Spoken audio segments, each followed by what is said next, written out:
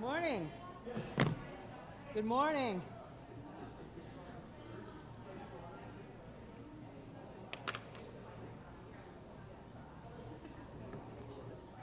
Yeah, I'm not sure. Hello, hello. I think you should be. There you Good morning. Oh, there. Hey. Wow.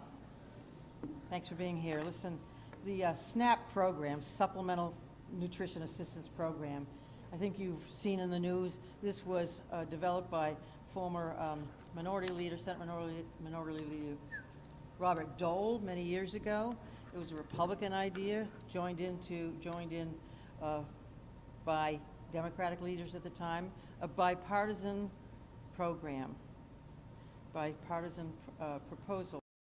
It is our country's most important food assistance and nutrition program.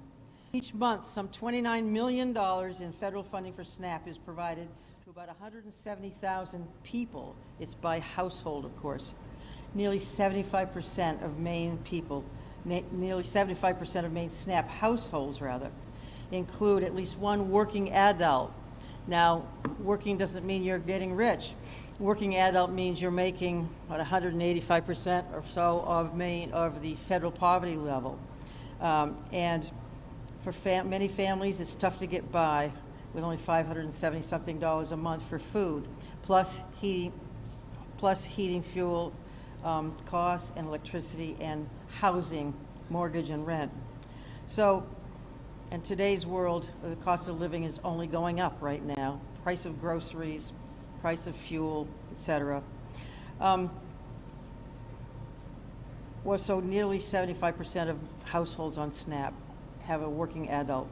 More than half of those households include a person with a disability. And 43% of the households include an older adult, over 65 years old.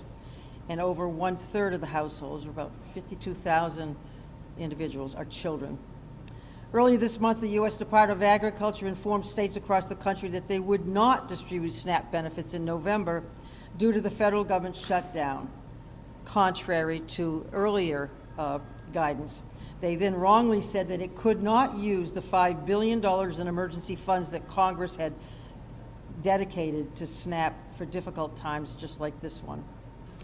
That was a cruel and callous decision that will hurt Maine families, children, older adults, veterans, and people with disabilities. The USDA can and should distribute those emergency funds, and I applaud Attorney General Aaron Frey for joining the multi-state lawsuit to compel them to do so, to avoid disastrous harm to Maine people. So this morning, I also co-signed a letter with 20 of my fellow governors to urge the President to direct USDA to release the contingency funds before millions of Americans, I think about 43 million, go hungry. I will continue to call on President Trump and Congress to end this unnecessary shutdown because it is creating great uncertainty every day for families across our state, families across the country. I'm also grateful to Maine people for standing up for their friends and neighbors in this difficult time, like the dozens of restaurants who announced that they will provide discounts and free meals to SNAP recipients in need. One business owner in Auburn said, quote, "We're here to provide help. If you come in and you need help, you don't need to go through any scrutiny or judgment. Just come in and ask for a lunch," end quote. When the federal government fails, Maine will not. When challenges arise, Maine people step up. So this week I announced that I will deliver $1.25 million, including $1 million from my contingency account and $250,000 from the John T. Gorman Foundation. Nicole Witherby, the director of the foundation, is here. We're dedicating this to Good Shepherd Food Bank and AgeWise Maine, the state association for Maine's area agencies on aging, to increase food supplies at food banks and to maintain Meals on Wheels and community dining services during the shutdown. We're also adding $10,000 to the Hunters for the Hungry program, which pays the processing costs for hunters who donate bear, deer, and moose meat to food pantries. We welcome the venison. Look, SNAP keeps millions of people, including many, many children, from going hungry. The federal government needs to end this shutdown, but barring that, the USDA must immediately release the contingency funds that Congress provided to USDA, to SNAP, for emergencies just like this one. My administration will continue to do all we can to support Maine people who are harmed by this needless federal shutdown. I encourage all Maine people to contact your local food bank, to ask about making a donation, to check on your neighbors as well, and to support your community during these hard times. Thank you. I would like to call on Heather Paquette. Thank you, Governor Mills and the John T. Gorman Foundation for partnering to provide this generous funding that is so needed right now, as families across Maine are facing uncertainty about their SNAP benefits. We are grateful to have you standing with us during this challenging time. Good Shepherd Food Bank is the Feeding America food bank for the state of Maine.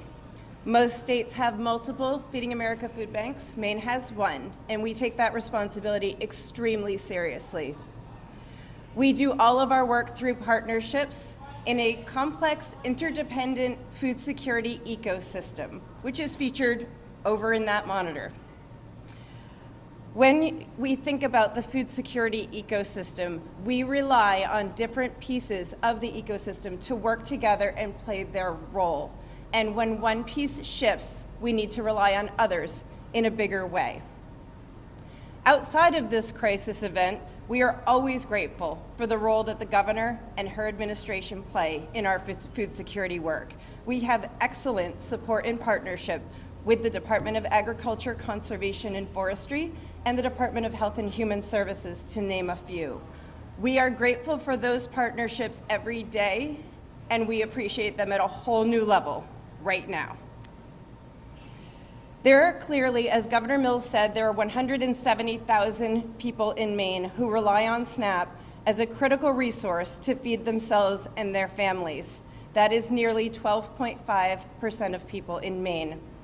In some counties, Androscoggin, Aroostook, Washington, Piscataquis, and Somerset, that percentage increases to over 20%.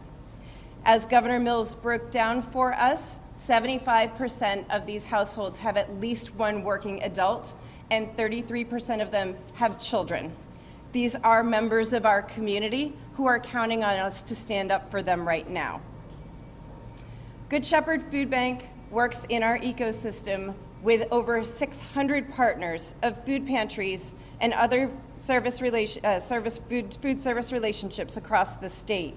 When I visit our partners, I see how hard they are working to meet the needs of this moment.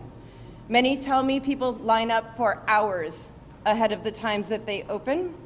Some are needing to make impossible choices, such as limiting distribution areas or restricting visits. These are not decisions pantry partners should have to make at any time. We are already running to keep up with growing need, and we can't meet it alone.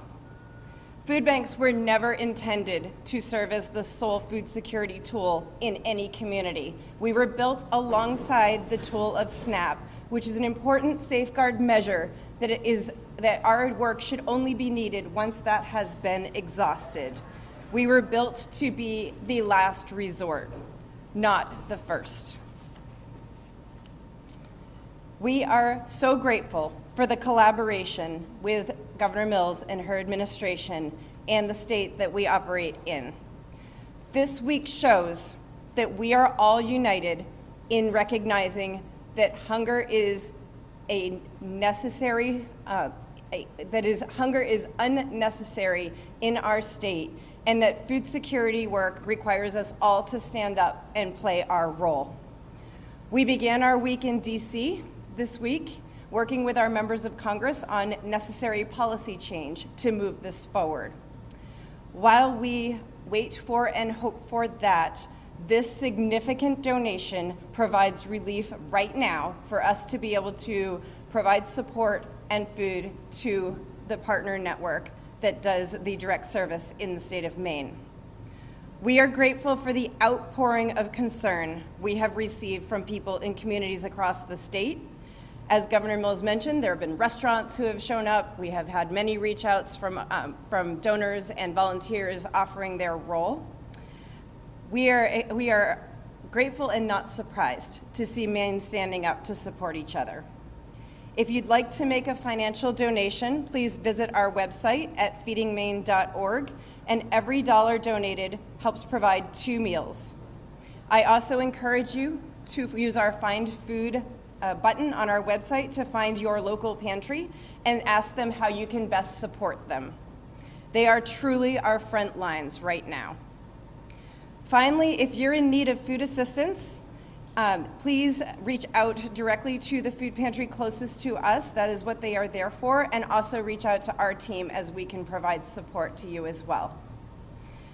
I want to say our kind of final thank you to Governor Mills and to the John D. Corman Foundation, and it's my honor now to introduce you to Nicole Witherby, who is the President and CEO of the John T. Gorman Foundation. Thank you.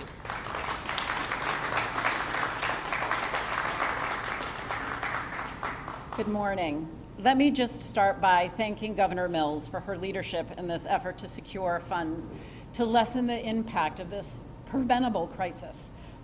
She and her team in the governor's office, particularly Commissioner Gagne-Holmes and Commissioner Beal, have been working around the clock to identify resources, and we were happy to respond when they called. To Heather, the Good Shepherd staff, and the many organizations who are working hard every day to keep Maine people from going hungry, thank you. They are often working in difficult circumstances, but this situation is particularly dire, and we're grateful to them for their compassion and their resourcefulness. While the state and private philanthropy cannot meet the gap left behind in the suspension of SNAP benefits, it's critical that we do everything we can to lessen the blow for these families and seniors and support the frontline organizations who will be working to meet an unprecedented level of demand until the benefits are restored.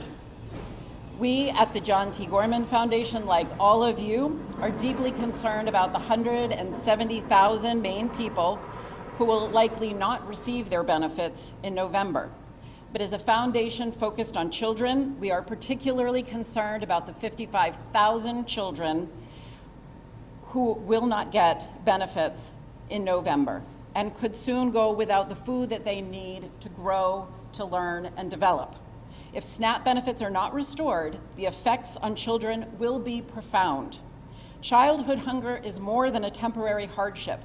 At a vital time of child development, this compounded stress and uncertainty can have lasting effects throughout a child's lifetime. This coming crisis is preventable. Even at this time of division, we should be able to work together to keep children's health and well-being out of harm's way.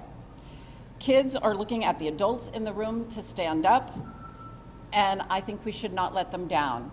I encourage everyone to do what they can in this time of need. Philanthropy, I know there are many foundations who are thinking about how to give, and I would just say now is the time.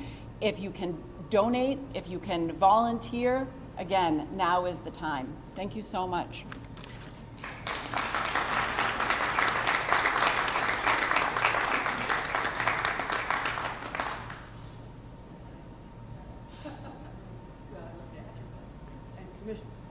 Commissioner Amanda Beal is also here, Commissioner of Agriculture, Forestry, and Conservation.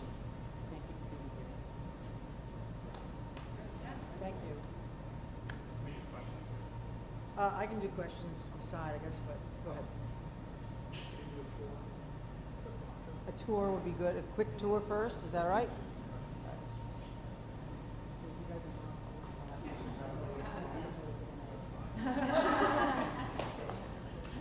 You're going to do your tour now. Do you want to? All right, I do, yeah.